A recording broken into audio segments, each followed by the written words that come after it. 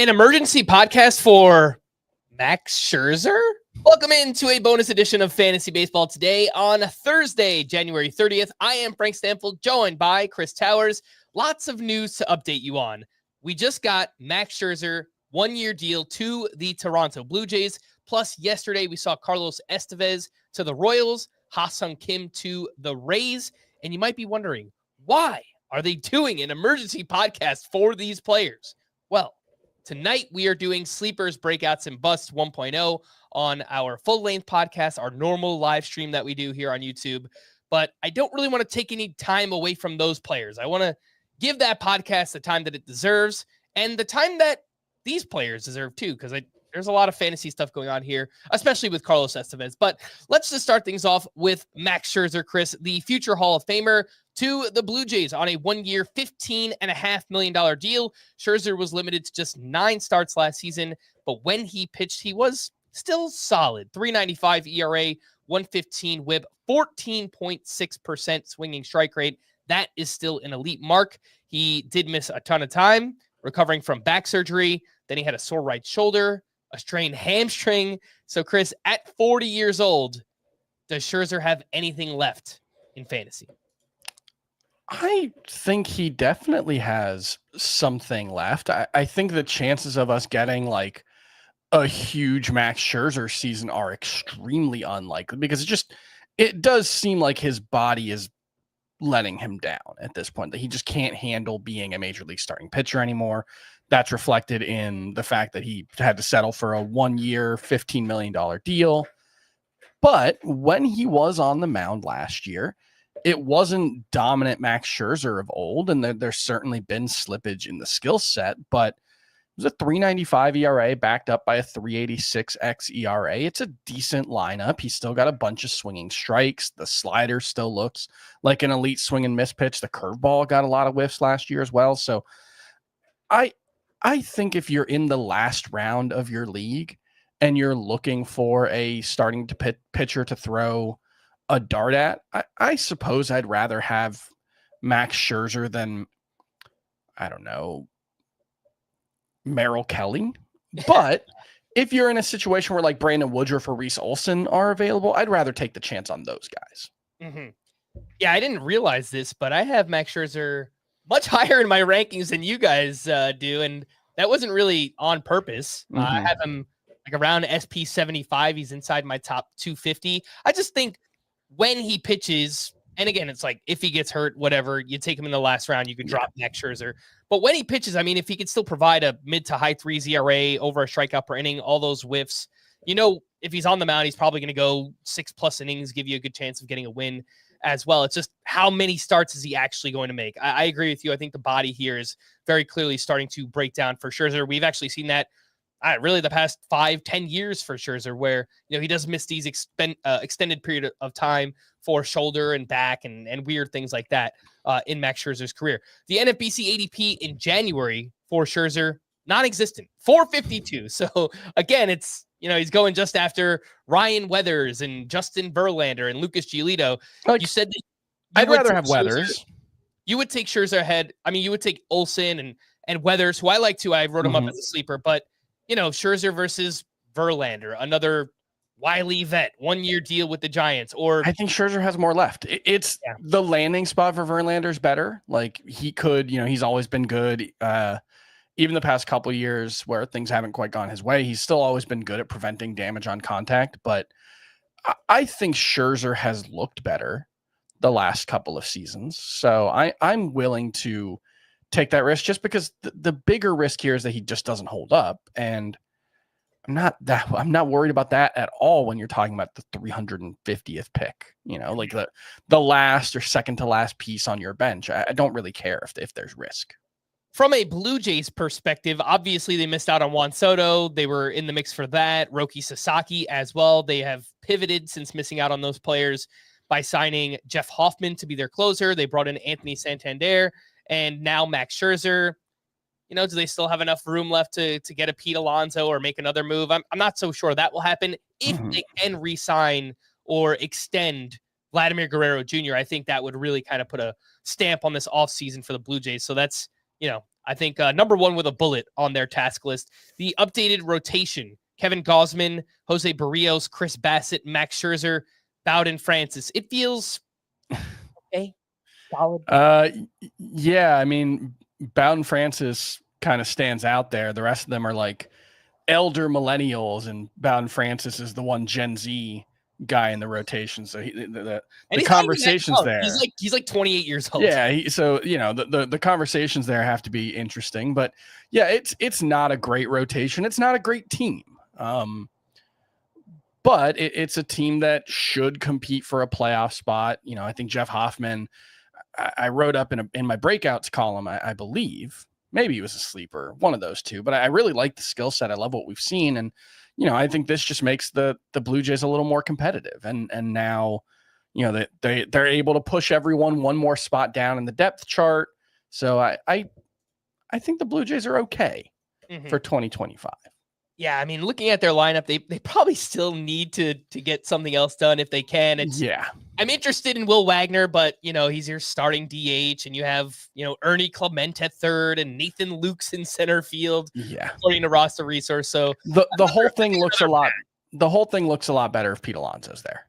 Yeah. And I still think they would like to sign him. I'm assuming Alonso's preference is to go back to New York if he can get the $5 or $6 million that they're reportedly haggling over. Yeah. All right. Let's take a quick break. When we return, we'll talk about Carlos Estevez to the Royals. We'll do that right after this. Gives it to Jenkins for the championship. A 16 beats a 1. From sweet to elite to the Final Four.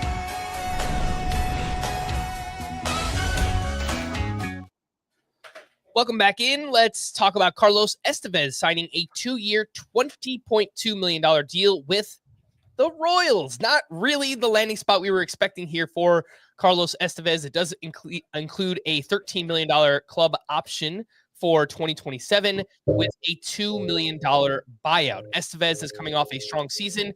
Was a little bit shaky after getting traded over to the Phillies. We saw the walks go up once he was in Philadelphia, but he has 26 or more saves 2 years in a row. With all of that being said, Lucas Erceg, after joining the Royals last season, was awesome. He had 11 saves.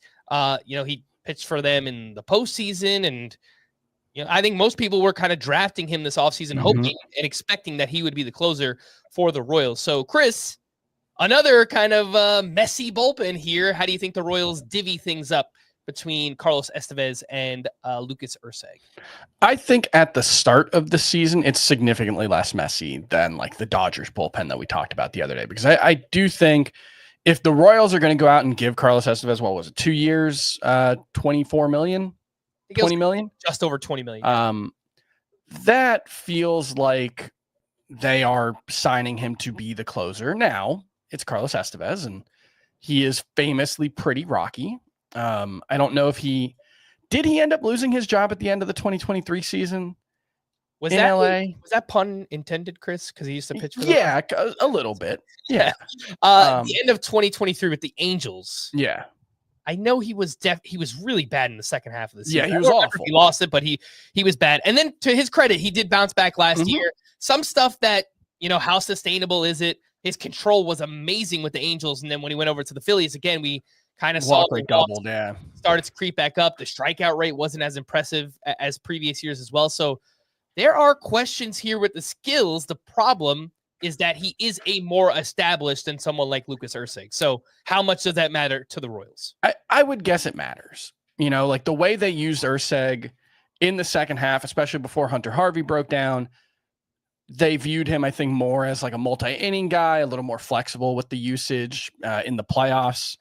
I think he was pitched in the 8th inning twice and was used like as a fireman a couple of times. So even when he was clearly the best reliever, and even when he was quote unquote the closer, they liked to be a little more flexible with him. And I think that probably would make sense. If Carlos Estevez can hold on to that job, that's a fairly sizable if. And so if I'm ranking these guys for fantasy, and it is my job to do so, so I will, Carlos Estevez will be about 180 overall. and that's a useful number 2 closer. And I think Urseg is still like a viable bench piece because I do think he's a really good pitcher. I think he's a better pitcher than Estevez. And so if Estevez gets out to a really bad start to the season, struggles in spring training, struggles in the first week of the season, I could see a scenario where he just loses the job early. And in which case Lucas Urseg could be a really, really valuable piece. It's probably one where you just draft him. If that happens, great. If not, you let him go. But I think it's worth keeping him in mind in the same way that I think you should with like Kirby Yates, even if he doesn't open the season as the Dodgers closer. Yeah, I feel similarly. I think Carlos Estevez probably the closer to start. He feels like a boom or bust RP2 for fantasy, where, if Estevez gets off to a great start like he did last year, he could just hold the closer job all season for what we expect to be a pretty good Kansas City Royals team. He could wind up with 30 saves. Would not surprise me. It also wouldn't surprise me if, he kind of picks up where he left off. We've seen him have rough stretches with command before. By May or June, he doesn't have a job anymore. And Lucas Ursig kind of gets reinserted back into that closer role. So it's as your second closer, it's probably okay, but just realize there is risk involved with Carlos Estevez. And, look, in standard mixed leagues with saves as a category, if I can get Ursig in the later rounds, one of the last rounds, and just kind of let's see how this plays out early in the season, I think I'd be interested in doing something like that because I think Ursig is the more talented reliever of the two. All right, Chris, now your job will be to rank a bunch of relievers that we've talked about all off season and ones that, maybe are, in a questionable situation. So I will give you the Cubs guys, the Dodgers guys, and the Royals. So Ryan Pressly, Porter Hodge, Tanner Scott, Kirby Yates, Carlos Estevez, and Lucas Ursig. How are you ranking those 6 for fantasy leagues with just saves? No holds in mind. Pressly, I think I would go Scott ahead of Estevez, then Yates, Ursig, and Hodge way down. I feel most confident about Ryan Pressly being the closer. Mm-hmm. Speaking of Ryan Pressly, by the way, the Cubs told him he would close some games out. He had a kind of Q&A answering some questions from the Cubs media, and he said this of Porter Hodge. This is Ryan Pressly's quote. I think we're going to be a dynamic duo in the back end of the bullpen. I'm gonna go into camp competing for that 9th inning role. Whatever happens is going to happen. So he clearly wants to be the closer. I think we realized that when he was in Houston, he wasn't overly excited. Oh, that's been reported that he was not happy at all about the signing of Josh Hader. Yeah.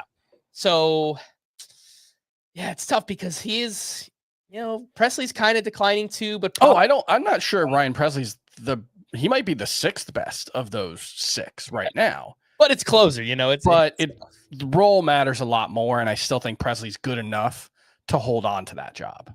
Yeah. I think it might be like a stay away for all of the favorites in the bullpen for me. I just think I'm probably going to go in other directions. And I haven't updated the rankings yet, but I plan to do it in the next day or two.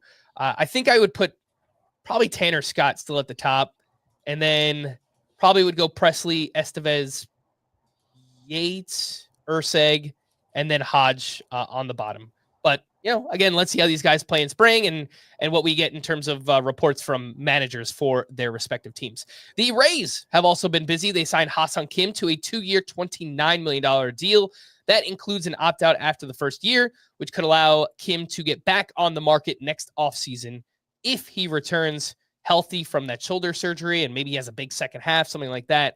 That could allow him to get back on the market. But Kim did have that right shoulder surgery this offseason, is not expected to return until around May. And once he does return, is expected to be the starting shortstop for the Tampa Bay Rays. Chris, any interest using one of your last round picks on Kim as an injury stash for the Tampa Bay Rays? I mean, look, when you talk about Ha-seong Kim versus some of the minor leaguers that we're going to stash, one advantage that he has is, one, he's proven as a solid, unspectacular fantasy option, but 2, you can put him in an IL spot. You're not going to be able to do that with most of the minor leaguers that we're talking about stashing. So I do think yeah, if you play in any league with an IL spot and you need some speed, he's absolutely worth stashing. I think he's not a great player, better in real life than fantasy. And the fact that he only got the 2-year 29 with essentially a pillow contract, with an opt-out after this year, tells me that teams are pretty worried. I looked up the Fangraphs crowdsourced projection for his contract. It was like 470 or something like that. So like, this is a pretty steep discount. So my expectations are not super high. Is it late May that he returns? That's also a question. But yeah, as a late round flyer, sure. I do wonder, does this make it more likely they trade Brandon Lau or Yandy Diaz? I think that's possible. I looked it up. This is, if the Rays entered the season with their current roster, this would be the first time ever that the Rays had 3 players making $10 million on the roster at the same time, or that the Rays were paying $10 million at the same time. So a trade seems possible, if not necessarily the most likely outcome right now. And we have heard those rumors in recent years with Brandon Lau and Yandy Diaz. I think that would make some sense. And especially when you consider the Rays farm system, they have a top shortstop prospect in Carson Williams, who is expected to debut some point in 2025. And maybe his biggest tool from a real life perspective is his defense. He's a phenomenal defender by, all reports. So once Carson Williams is ready, he'll get called up. He'll play shortstop. Kim is also a great defender, so they can probably play him at second or third base, although they have Junior Caminero too. So there could be a logjam or a trade at some point. My guess is, they probably play it pretty slow with Carson Williams. That's what the Rays typically do with their prospects. Maybe second half of the season, something like that for Carson Williams. Just on Kim, last point that I will mention, if you are looking to draft him in the NFBC, the ADP in January is 398 as the 27th shortstop off the board. No IL spots in the NFBC. He'll go higher in most leagues. If you play in a standard league with 7 bench spots in the NFBC, one of those would have to go to Kim. You don't have an IL spot. But if you play in a draft and hold league where you have 27 bench spots, then you can obviously take Ha-seong Kim and wait for him to return. That position eligibility obviously does help. Actually, does he have multi-position eligibility, or is he only second base to start? Let's look that up. It's like something I should have done before. He's just shortstop. Just shortstop. All right, so forget what I just said about positional eligibility for Ha-seong Kim. Shortstop eligible only. A few other small reliever signings that I did, I guess moves, not necessarily signings, but the Reds acquired lefty Taylor Rogers from the Giants in exchange for minor league reliever Braxton Roxby. Fun name there. Rogers will likely be the setup man to Alexis Diaz. He does have closer experience, as two seasons with 30+ saves does Taylor Rogers. Alexis Diaz has been shaky, so I still think it's Diaz to start, Chris. Yeah. But if he struggles early on, maybe they do make that move to Taylor Rogers. Yeah, Rogers is a viable backup option. I think there's a chance he's just better than Alexis Diaz, who I've never been a huge fan of. But yeah, I would guess Alexis Diaz, because he has the incumbency advantage, will open the season as the closer for the Reds. But if he falters, this is a very competent option to back him up, who does have experience in the role. So, being a lefty, I think teams would prefer to keep him out of that role. But if push comes to shove, he's good enough for it. And lastly, the Tigers signed reliever Tommy Kahnle to a 1-year, $7.75 million deal. And Kahnle has been pretty good, for my Yankees the past couple of years. He's actually a pretty fiery dude. He's not the most important reliever on the team, but I'm kind of sad to see Tommy Kahnle go. Hopefully he does well with the Tigers. Last season, a 2.11 ERA, a 1.15 whip, over a strikeout per inning. Will he get any saves for the Tigers? It's kind of a wide open bullpen. Yeah. Here's what Tigers president of baseball operations, Scott something. I was supposed to. I'm going to be honest. That is not one I've got off the top of my head. Tigers president of baseball operations. That would be Scott Harris. Scott Harris's quote here on Tommy Kahnle. Kahnle, has demonstrated in his career that he can get outs anywhere. I think we demonstrated as a team last year that we can get to the finish line in a number of different ways. And I think that does give us an edge. How it all shakes out, I'm not quite sure yet. We're not done building our team yet. So, Chris, do you have any idea the way saves will be distributed for the Tigers as of now?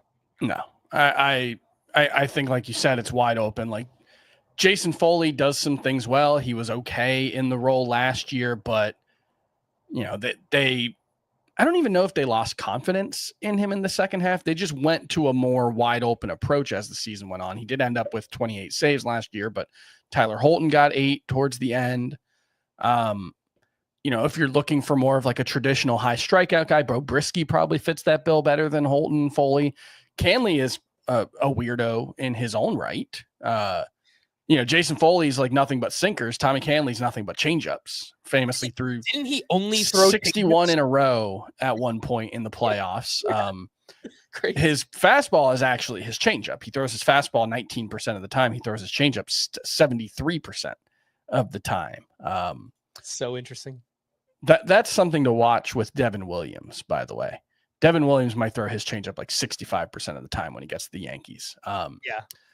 Well, now that he's with the Yankees. But yeah, Canley could be in the mix, but I don't think any of these guys need to be priorities, and he would be relatively low down the list. So if you're talking late round flyers, I'm not even sure in a 12-team league Canley gets into the mix. Yeah, I don't think 12-teamers, it makes sense. I think 15-team mixed roto leagues where maybe saves are scarce as your third reliever option or a bench, you know, just speculative pickup to see where things go with the Tigers. I think that's fine. AL only, obviously anybody with a pulse you'll be drafting there. We just don't know how it's going to shake out as of now. Canley, you know, he's got some good skills. He can get lefties and righties out, so maybe he factors in, but also just doesn't really have closer experience. So my guess is it's probably like Foley, the de facto to start, but yeah, I think they're likely to play matchups there with the Tigers bullpen. All right, we are going to wrap there. Before we wrap up, I did just want to mention, if you want to get more Chris Towers content, you can do so by watching Nick Pollock's PitchCon, which is coming up. Well, it's actually live right now. If you want to go watch, I believe it's pitcherlist.com/PitchCon, but Chris will be on at 7:00. So about 30 minutes from now. And Scott's on right after at 8. So there you go. You can get double feature, an entire night of FBT. You watch this emergency podcast, then you get Chris on PitchCon, you get Scott on PitchCon. I'm going to be exhausted. Live again at 10:30 later on tonight. So there you have it. We're going to wrap there. For Chris, I am Frank. Thanks as always for tuning into Fantasy Baseball today. Please make sure to follow and leave a 5-star rating on Apple or Spotify. And we will be back again later on tonight. Bye-bye.